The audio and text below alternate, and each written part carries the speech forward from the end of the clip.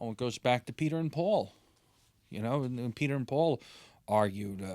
The apostles argued when Christ was alive on this earth. The bishops over the centuries, whose job it is to preserve intact Jesus's teachings, his core teachings, have definitely differed and argued. Church councils, for example, going back to the 300s AD, can get messy.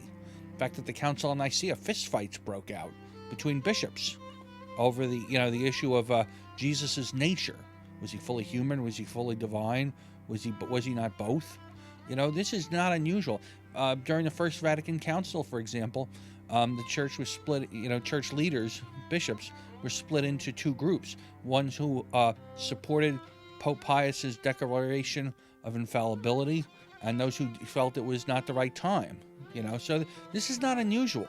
With arguments clearly as old as the church itself, I asked Dr. McNamara if the current tensions within the church following the family synod could lead to schisms like those of the past.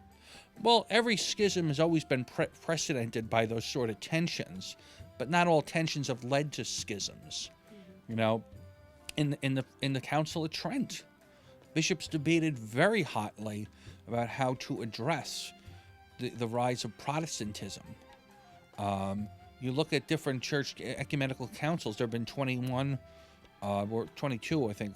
21 altogether, and bishops have always, in over the centuries, cardinals, popes have differed very strongly about new pastoral approaches, new styles, but none of them entailed a change in dogma. I want to make that point again.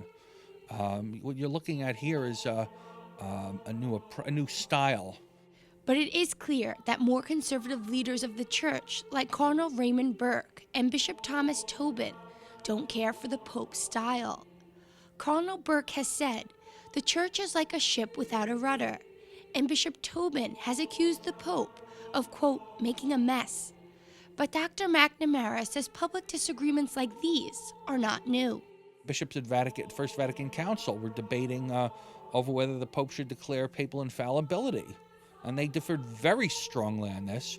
In fact, some differed strongly with the Pope, and the Pope made his own displeasure known with the people who disagree with him. More transparent media has brought this dialogue out, and sometimes, dissent makes news more than dialogue.